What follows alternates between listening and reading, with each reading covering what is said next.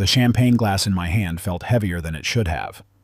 Around me, 30 of our closest friends laughed and mingled at what was supposed to be a celebration of our 7th wedding anniversary. My wife Emma stood across the room, whispering to her best friend Jessica with an intensity that made my stomach turn. Not because I didn't know what was coming, but because I knew exactly what was about to happen. And unlike everyone else in this room, I was ready for it. My name is Jack Morrison. I'm 34 years old, and I run a small architectural firm here in Portland. 7 years ago, I married Emma Collins, a marketing executive with a smile that could light up a room and ambition that could burn through steel. We met at a mutual friend's barbecue, and within 6 months, I was convinced she was the one. The wedding was perfect. The first few years were even better. But somewhere around year 5, things started changing in ways I couldn't quite put my finger on. Emma's phone became an extension of her hand. Her work dinners multiplied. Her affection cooled from summer warmth to autumn chill. But I told myself I was being paranoid. After all, she was climbing the corporate ladder at her firm. Success required sacrifice. I understood that. I'd made plenty of sacrifices myself building my business from nothing.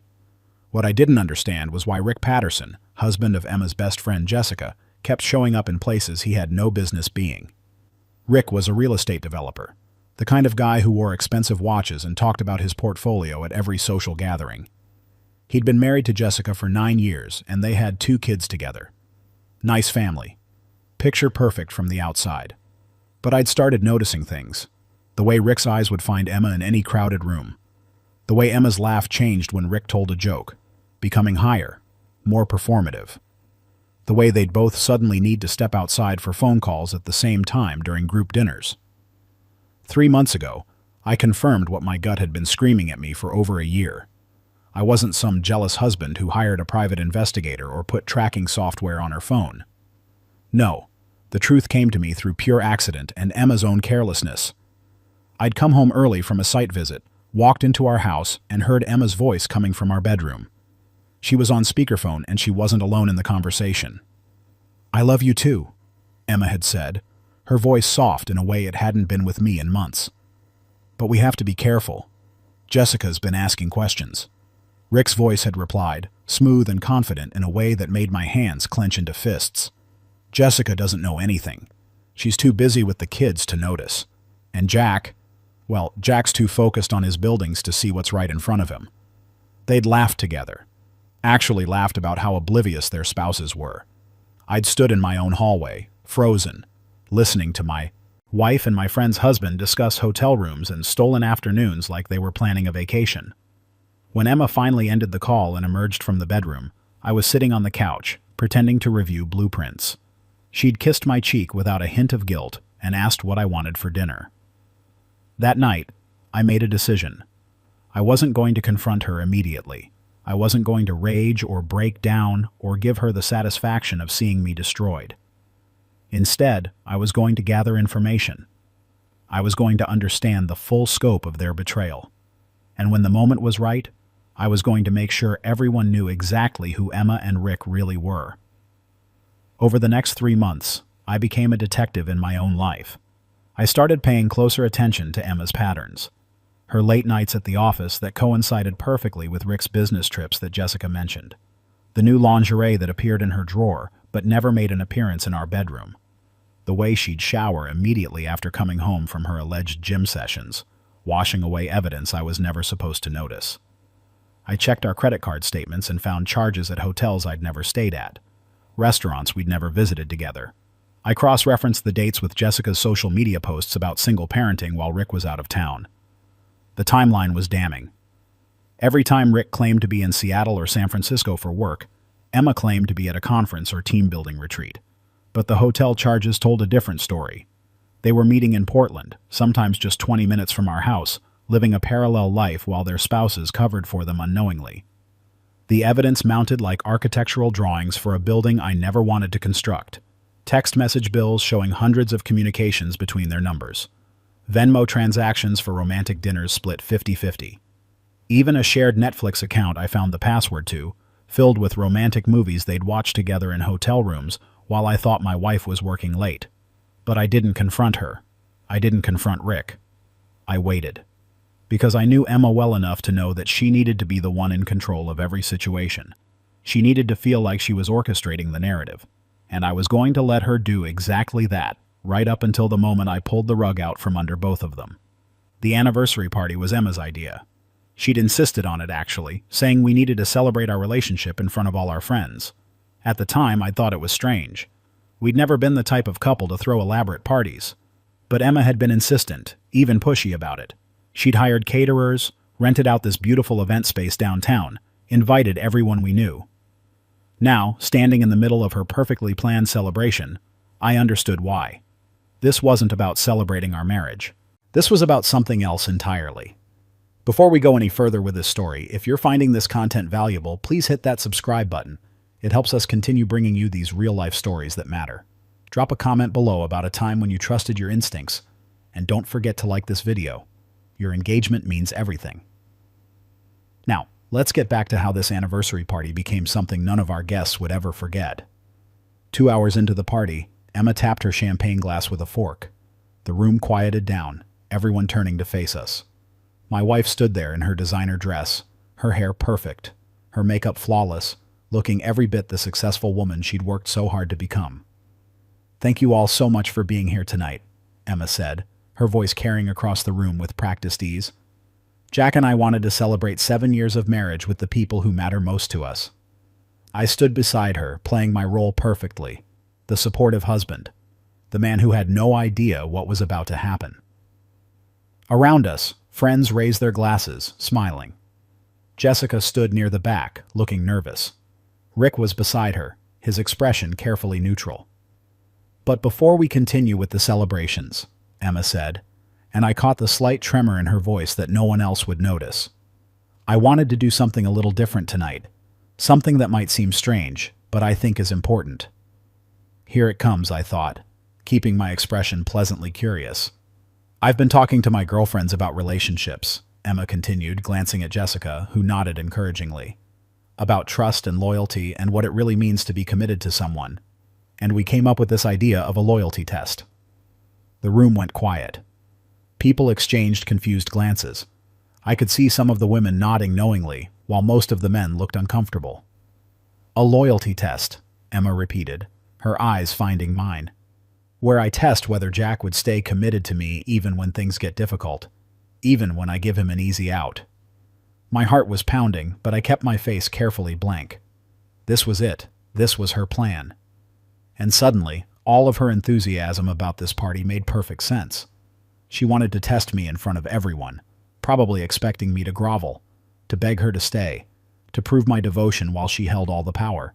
It was classic Emma, needing to control the narrative, needing to be the center of attention.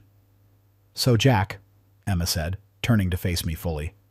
Her voice took on a rehearsed quality that told me she'd practiced this speech. "I want out. I want a divorce. I think we should break up." The room erupted in gasps and confused murmurs. I could see shock on every face except Jessica's. She was watching with barely concealed excitement, like she was watching her favorite TV show reach a dramatic climax. Rick, I noticed, had gone pale, his drink halfway to his mouth frozen.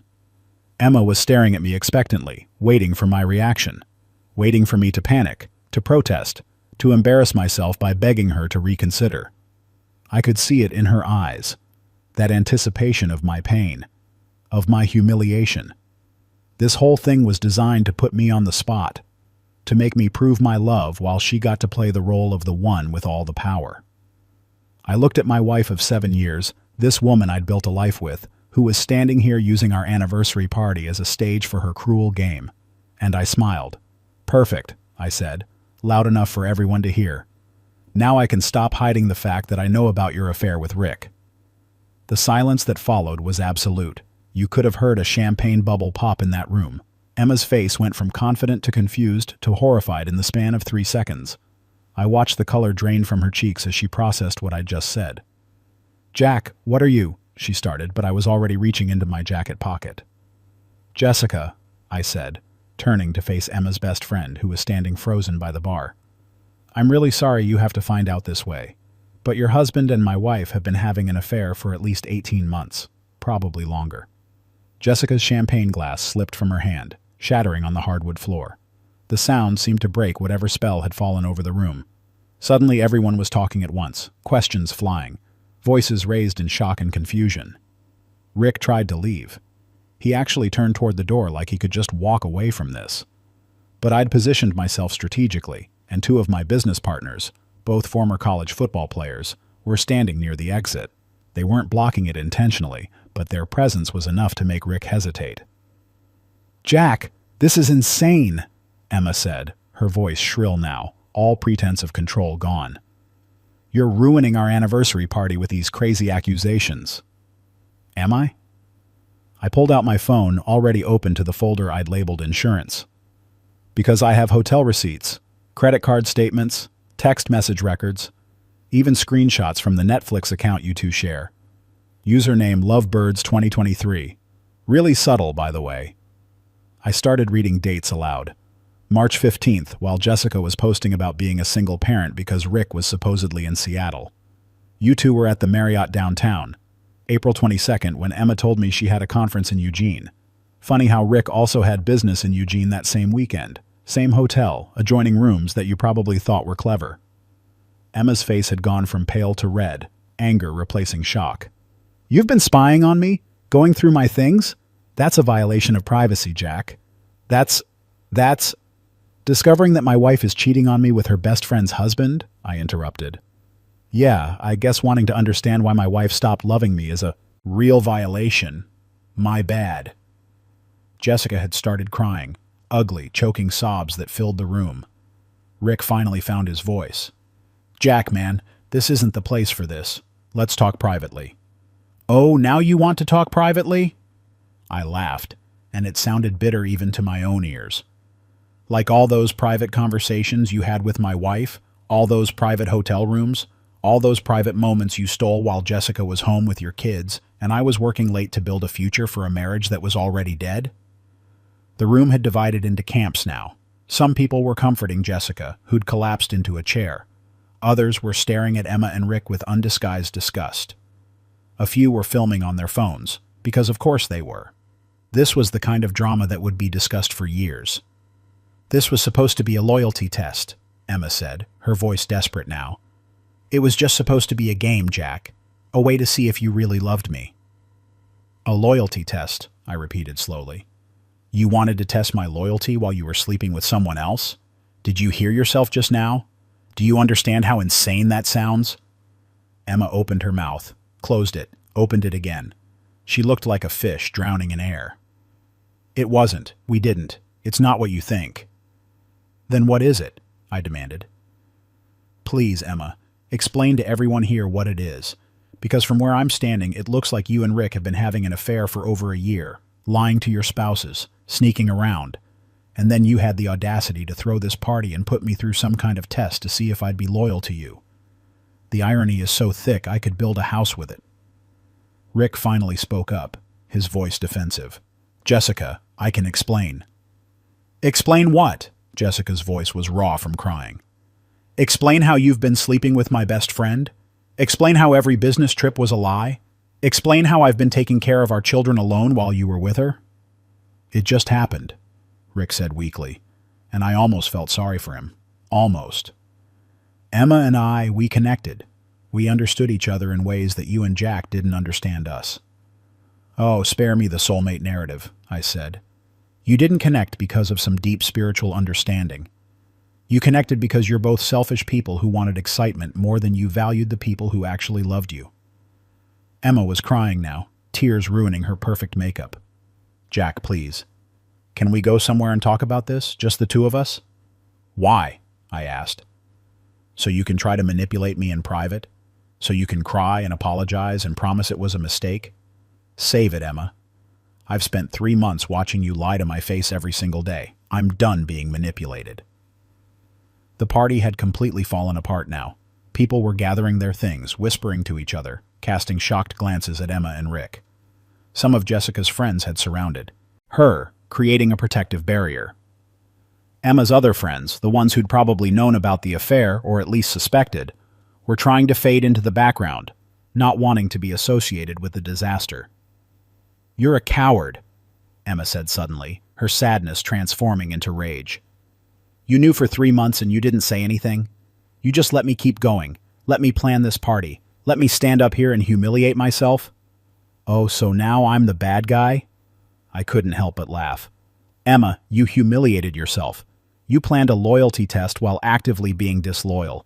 You invited everyone we know to watch you play games with our marriage while you were destroying it behind my back. I didn't humiliate you. I just refused to be your victim. I want a divorce, Emma said, like it was some kind of threat. Great, I replied.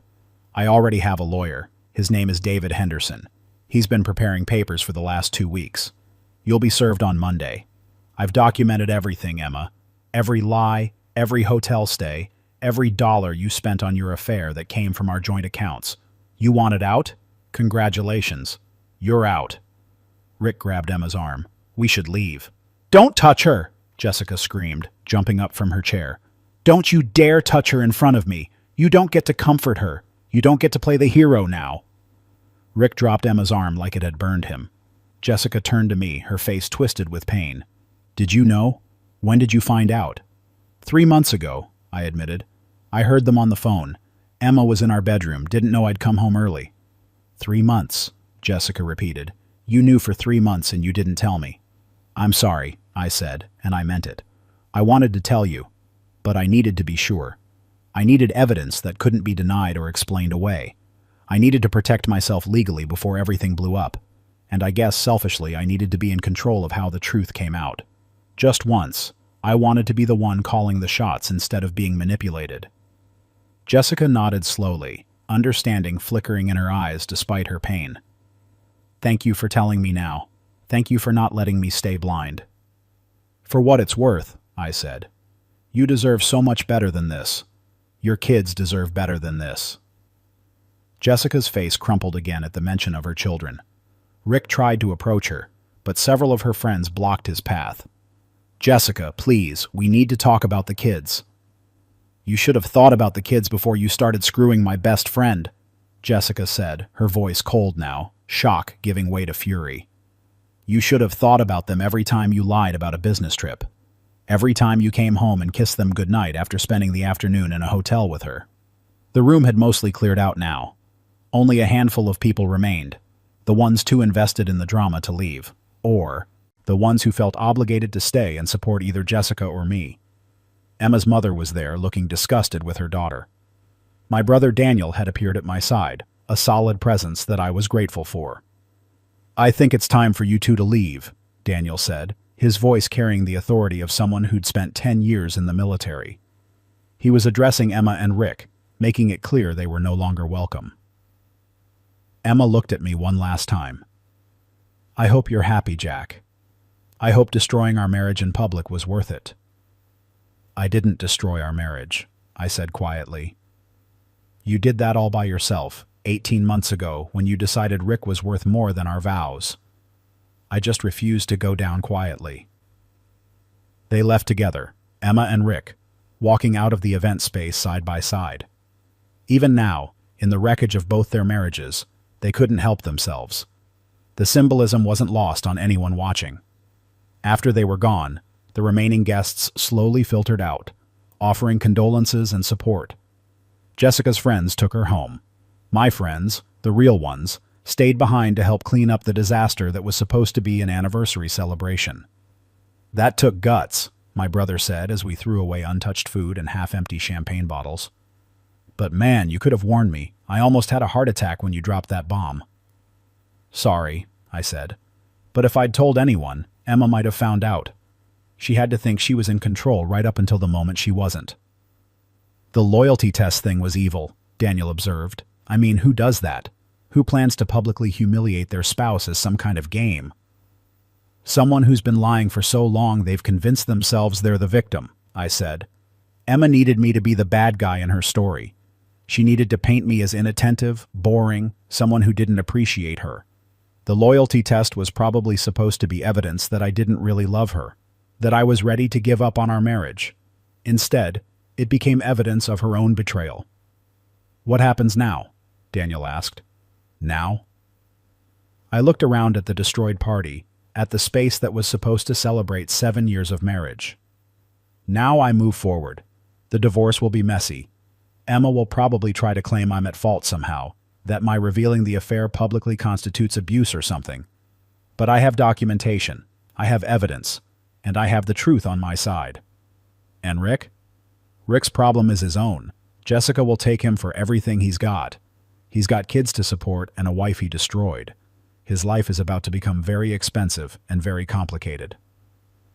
The next few weeks were exactly as messy as I'd predicted. Emma hired an aggressive lawyer who tried to paint me as a controlling husband who'd invaded her privacy and publicly humiliated her. But my lawyer, David Henderson, was better. He produced evidence of the affair that was irrefutable. Hotel records, credit card statements, text messages, everything documented with timestamps and dates. Emma tried to claim I'd doctored the evidence. That claim lasted exactly one deposition, when we presented records directly from the hotels and credit card companies. She tried to claim the affair started after I'd stopped being attentive. That narrative fell apart when we showed the timeline began 18 months ago, during a period when I'd actually taken her on a surprise trip to Hawaii for our 5th anniversary.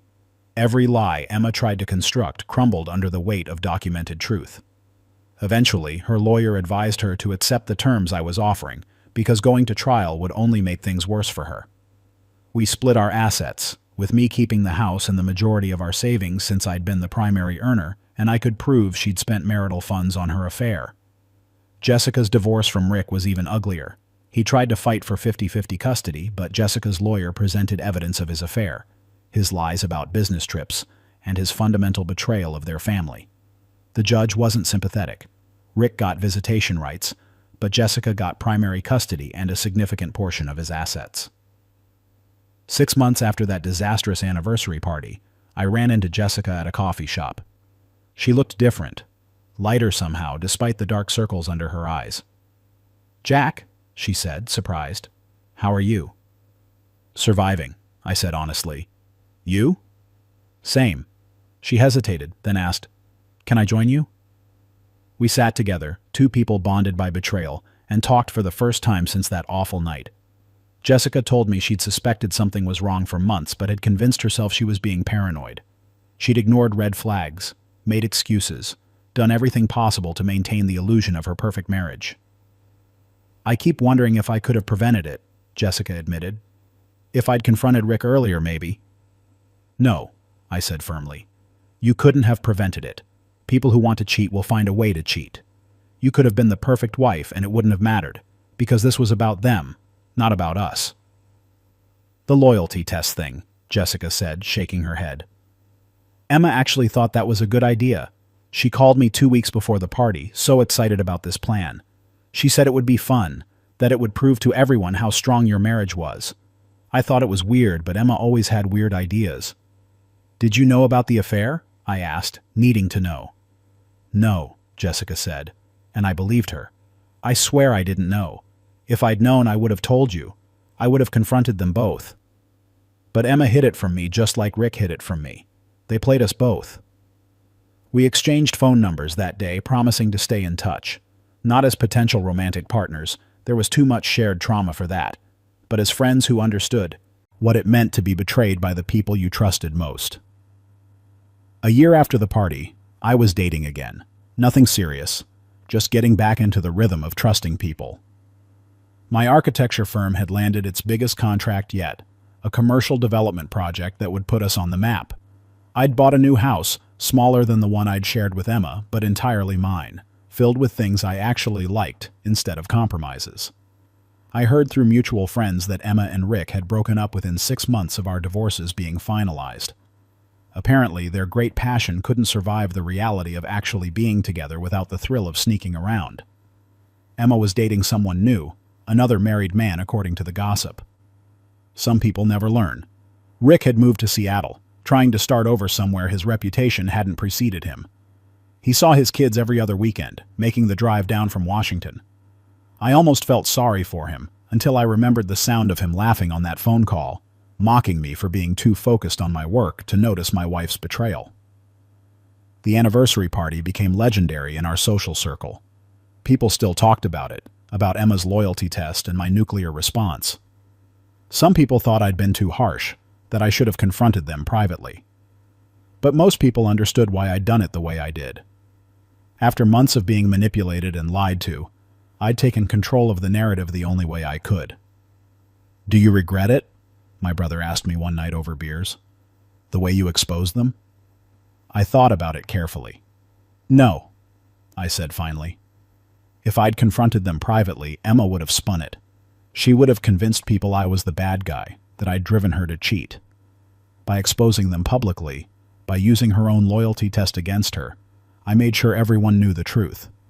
It wasn't pretty, but neither was spending 3 months watching my wife lie to my face every single day. "You could have just quietly divorced her," Daniel pointed out. "I could have," I agreed. "But that wouldn't have protected Jessica. She deserved to know the truth about Rick. And honestly, Emma and Rick deserve to face consequences for what they did. They didn't just betray us privately. They betrayed us while maintaining public personas as devoted spouses. They deserve to have those personas destroyed." Looking back now, 2 years later, I don't regret the way I handled it. Could I have been more mature? Probably. Could I have taken the high road and exposed them privately? Maybe. But Emma's loyalty test gave me an opportunity I couldn't pass up, the chance to show everyone exactly who she really was, using her own plan against her. The marriage counselor I saw afterward said I was processing rage in a semi-healthy way. Not entirely healthy, she'd emphasized, but better than some of the alternatives. She helped me work through the anger, the betrayal, the feeling of having wasted 7 years of my life on someone who didn't value me. She helped me understand that Emma's choices reflected her character, not my worth. These days, I'm careful about trust. I don't jump into relationships quickly. I pay attention to red flags. I listen to my gut. But I'm not bitter, not really. I'm just wiser, more cautious, more aware that people are capable of incredible betrayal, even when they claim to love you. The loyalty test Emma designed was supposed to prove I didn't really love her, to give her justification for the affair she was already having. Instead, it proved that she was exactly the kind of person who would orchestrate public manipulation while living a private lie. She tested my loyalty while destroying her own, and in doing so, she revealed more about herself than she ever intended. I still have friends who ask me if I'd do it differently if I could go back. The answer is always the same, no. Because while exposing Emma and Rick publicly was dramatic and harsh and possibly even cruel, it was also honest. For 3 months I'd lived in a world of lies. At that party I chose truth, even when truth was painful and ugly and complicated. Emma wanted to test my loyalty. Instead, she exposed her own betrayal. And sometimes, that's exactly what people deserve. If this story resonated with you, if it made you think about trust and betrayal and the courage it takes to stand up for yourself, please share it with someone who needs to hear it. Leave a comment below about how you've handled betrayal in your own life. And remember, sometimes the most important loyalty is the loyalty you show yourself by refusing to accept less than you deserve. Thank you for watching.